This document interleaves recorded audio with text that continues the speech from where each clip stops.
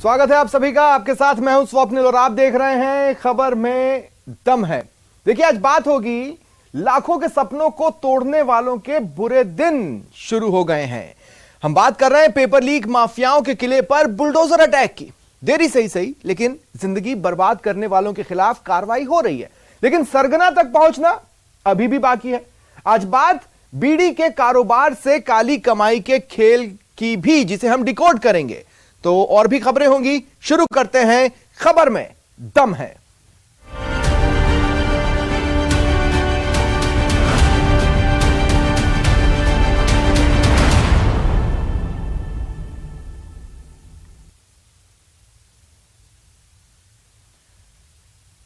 साल 2022 paper leak mafia की लूट खसोट के नाम रहा, लेकिन 2023 लाखों युवाओं के भविष्य के साथ खिलवाड़ करने वालों पर एक्शन का साल हो सकता है।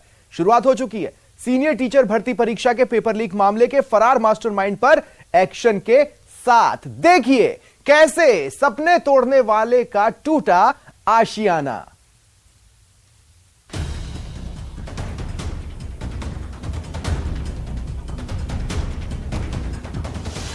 बेरोजगारों के सपनों को तोड़ा। करीब 15 फीट का ये जो अवैध निर्माण यहाँ पर किया गया था, साथ ही साथ में सड़क सीमा के ऊपर जो बालकोनी यहाँ पर निकाली गई थी। जब जेडीए की टीम यहाँ पर पहुंची तो उन्होंने इस तरीके का जो अवैध निर्माण पाया, इसको लेकर जेडीए ने जेडीए बाइलॉज के तहत नोटिस दिया।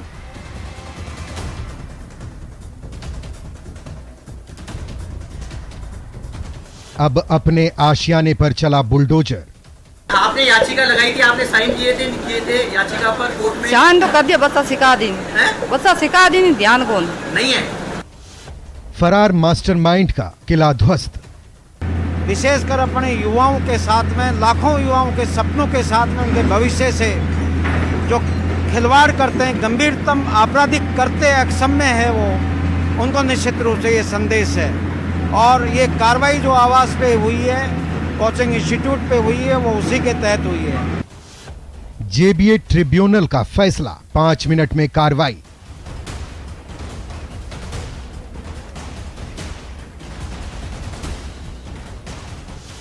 $1.5 करोड़ का बंगला अब बना खंडहर। जो सारण और सारण की जो पत्नी है, उसने ट्रिब्यूनल कोर्ट के अंदर याचिका लगाई, जेडीए के नोटिस को चैलेंज दिया। हालांकि इस पूरे मामले के अंदर जेडीए ट्रिब्यूनल कोर्ट ने सुनवाई करते हुए ये स्पष्ट आदेश दिए कि जो अवैध निर्माण है उसे हटाया जाए, क्योंकि ये जो पूरा प्रकरण है युवाओं के भविष्य से जुड़ा हुआ है। पेपर लीक मामले के ये भूपेंद्र सारण, जिसका ये जो मकान है वो मास्टरमाइंड यहाँ पर पूरे प्रकरण के अंदर था।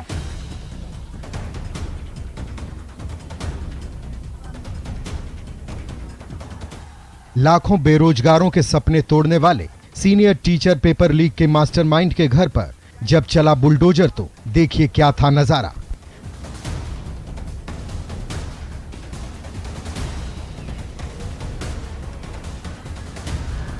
ऐसे माफियाओं को निश्चित रूप से संदेश है।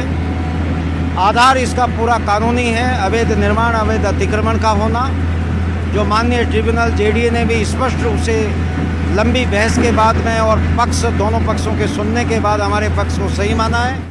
तस्वीरों में देखिए माफिया पर बुलडोजर वाले एक्शन का हाल। कोर्ट और ट्रिब्यूनल से आरोपियों को राहत नहीं मिली और शुक्रवार शाम से ही जेडीए के बुलडोजर ने सारण के अवैध भवन पर कार्रवाई शुरू कर दी।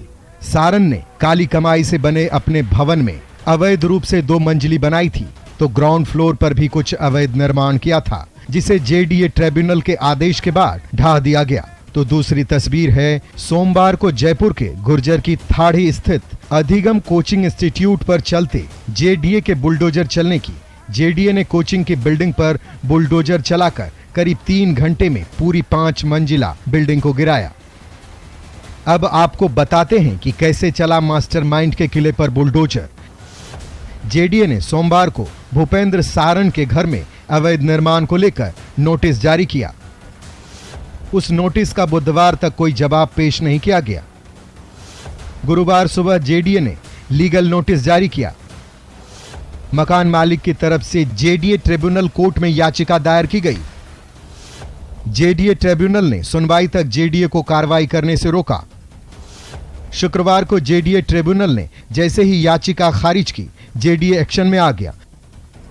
जेडीए ने भूपेंद्र सारण के घर पर कार्रवाई की तैयारी पहले से ही कर ली थी। शुक्रवार शाम के बाद शनिवार को भी मास्टरमाइंड के किले को ध्वस्त करने की कार्रवाई हुई। भूपेंद्र सारण ने इस पूरे मामले को लेकर जेडीए ट्रिब्यूनल कोर्ट से लेकर हाई कोर्ट के अंदर बड़ी भारी जो यहाँ पर वकीलों की एक कह सकते हैं कि टीम लगाई। बताया ये भी जा रहा है कि भूपेंद्र सारण के पक्ष में जोधपुर हाई कोर्ट तक के जो एडवोकेट हैं वो जयपुर में पैरवी के लिए पहुंचे, लेकिन जेडीए की टीम ने भी अपनी जो टीम है पूरी, चाहे एनफोर्समेंट की टीम हो, जो इनके एडवोकेट्स जो लॉयर जो पैनल है, उनके तमाम अधिकारियों के देखरेख के अंदर इस पूरे केस की पैरवी की गई। जेडीए ने मकान के अवैध हिस्से को बारी बारी से ध्वस्त किया। बड़ी संख्या में पुलिस बल की मौजूदगी में पोकलैंड हैमर मशीन की मदद से मास्टरमाइंड के किले को तोड़ा गया। आपको बता दें कि फरार मास्टरमाइंड के घर को तोड़ने से पहले कोर्ट ने भूपेंद्र सारण की पत्नी एलची देवी और भाई गोपाल सारण की पत्नी इंदु बाला को जमानत दी, जिससे कि वो अपने घर का सामान समेट सके, और दोनों महिलाओं ने अपनी आंखों के सामने अपने घर को टूटते देखा। कहते हैं कि बुरे काम का नतीजा भी बुरा ही होता है। कोई अकूत संपत्ति भले ही जमा कर ले, लेकिन उसका हिसाब होता ही है। पूरी मामले की सुनवाई करीब 5 घंटे तक चली जेडीए ट्रिब्यूनल कोर्ट के अंदर। इसके बाद में कोर्ट ने इस पूरे मामले की गंभीरता को देखते हुए आदेश दिए कि जो अवैध जो निर्माण है उसे हटाया जाए। इसके तुरंत बाद में यहाँ पर जो दूसरी जो जेडीए की टीम यहाँ पर मौजूद थी उसकी ओर से यहाँ पर कार्रवाई शुरू हो गई। ये मैसेज देने की कोशिश की जा रही है कि जो इस तरीके से युवाओं के भविष्य के साथ जो लोग खिलवाड़ करेंगे, जो लोग ऐसे इस मामलों के अंदर, पेपर लीक मामलों के अंदर जो लोग ऐसे वो रहेंगे, उनका अंजाम इसी तरीके से रहने वाला है। पेपर लीक माफिया पर एक्शन शुरू हो चुका है, लेकिन सवाल है कि आखिर इतने ताकतवर कैसे हो गए प्रदेश के पेपर लीक माफिया कि वो सरकारी वेबसाइट को हैक कर सिस्टम को पंगु बना रहे थे। ताकतवर होते माफिया को लेकर विपक्ष का सवाल भी मायने रखता है। देखिए कैसे विदेश से हैकिंग सीखकर सुरेश ढाका ने सिस्टम पर कब्जा जमा लिया था।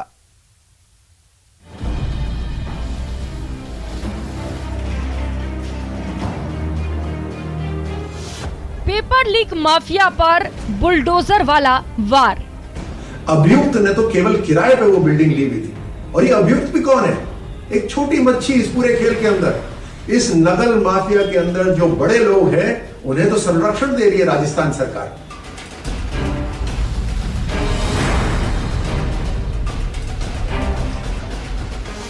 माफिया पर बुलडोजर, क्या कसेगा शिकंजा?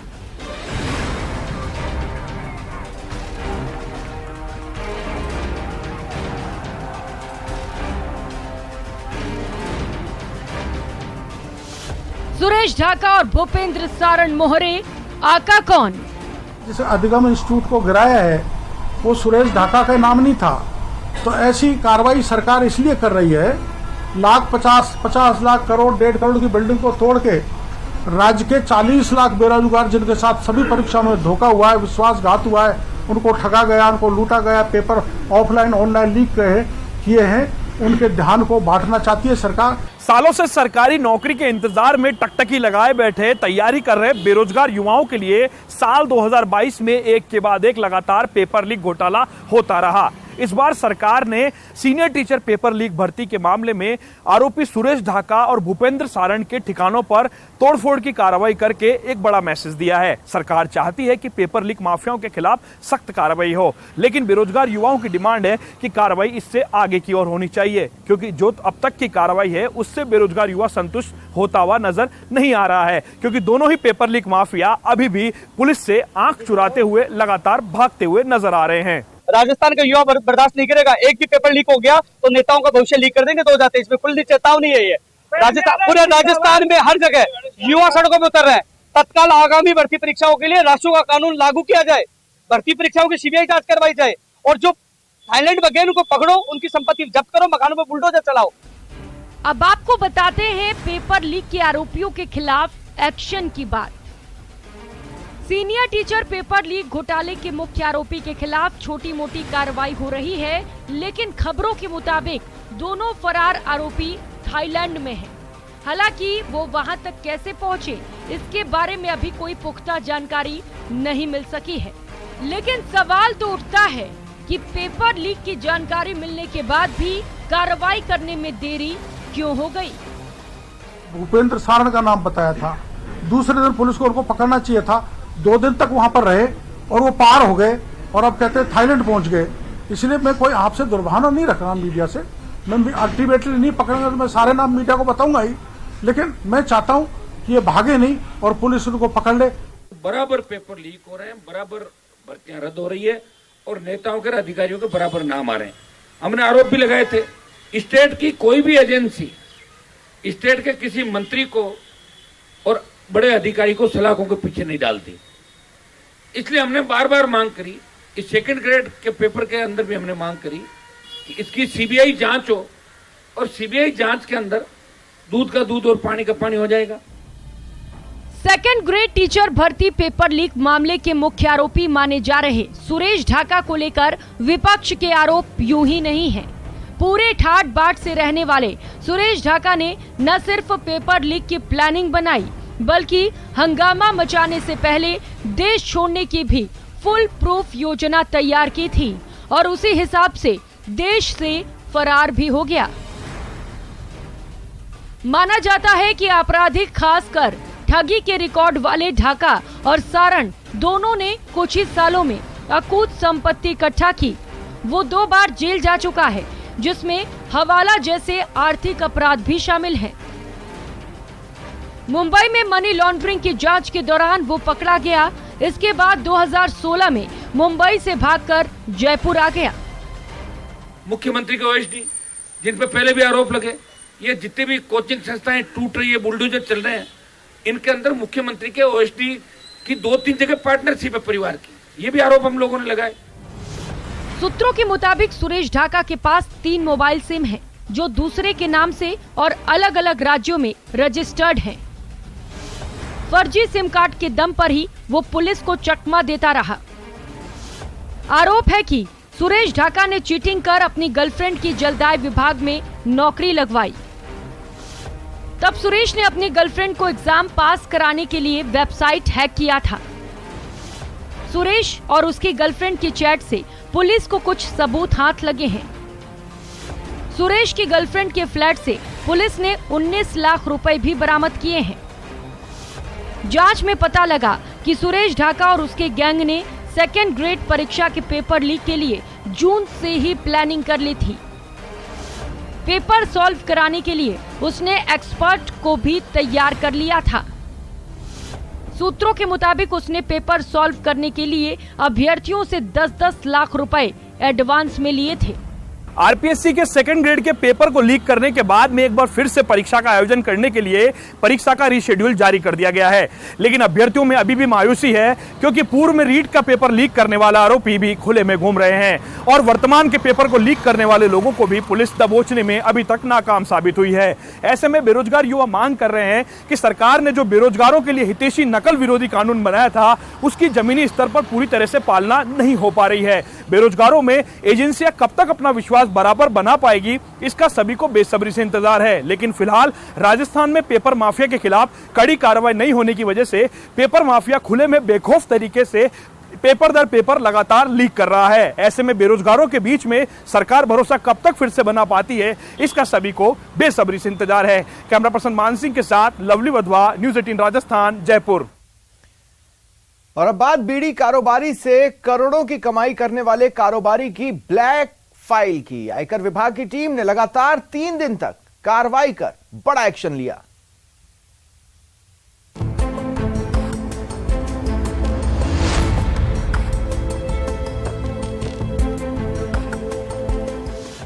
नशा के कारोबारियों पर नकेल, बीड़ी से वारे न्यारे अब 2 हिसाब।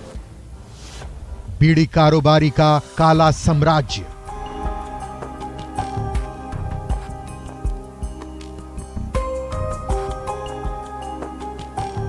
सस्ती बीड़ी से कोई करोड़ों की संपत्ति कैसे बना सकता है, आप भी अब तक ऐसा ही सोच रहे होंगे।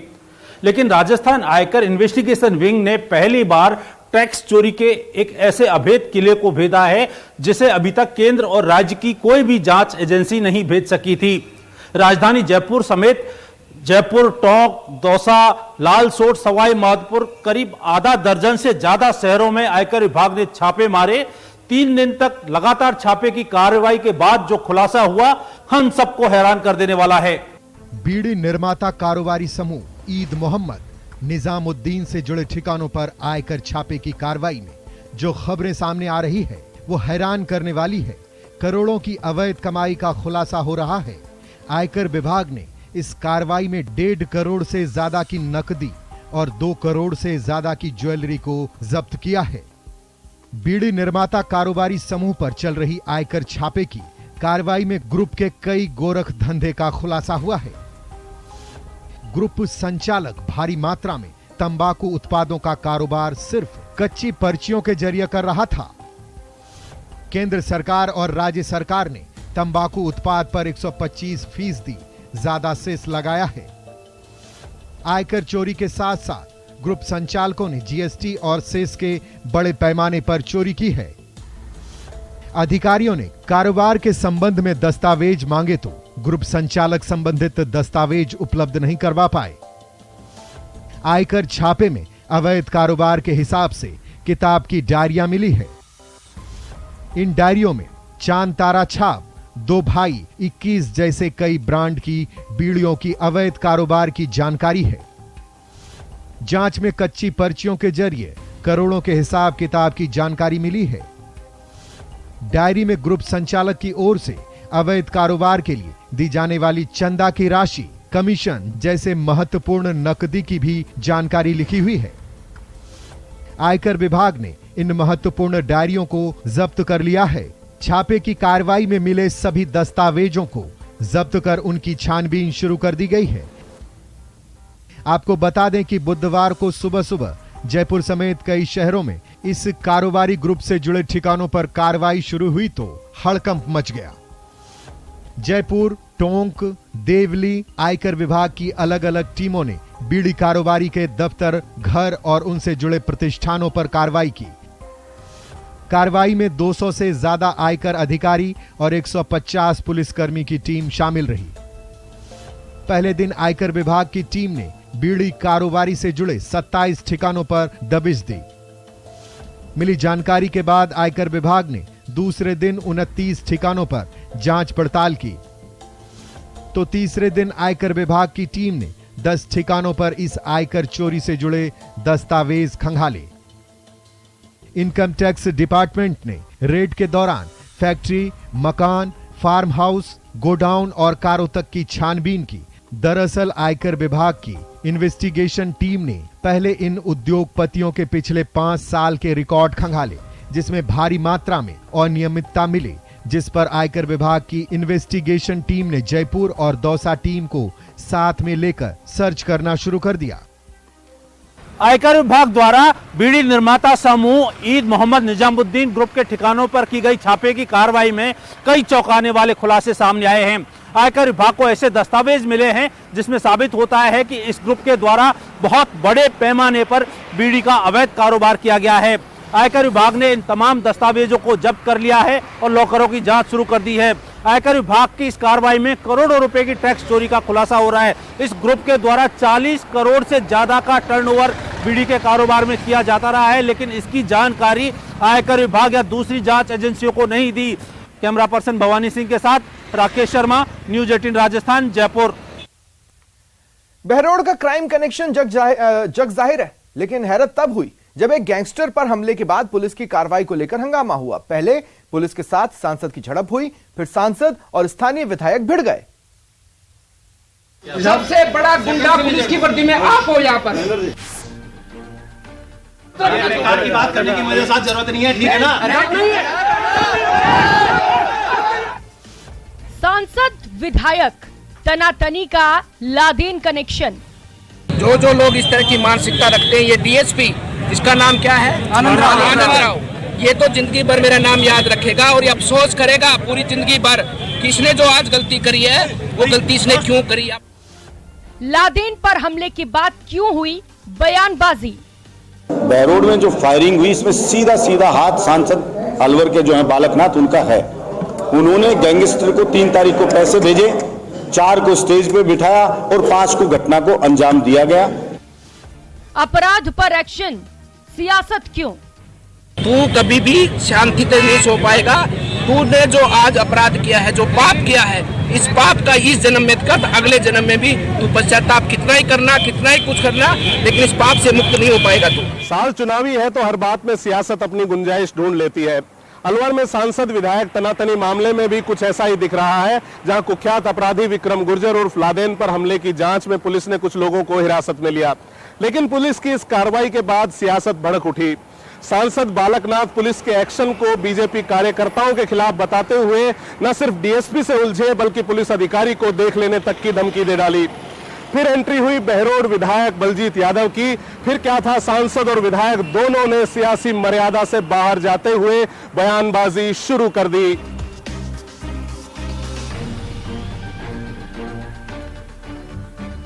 वो खुद दलाल है, खुद वहां पर वसूली करता है, गुंडागर्दी करता है।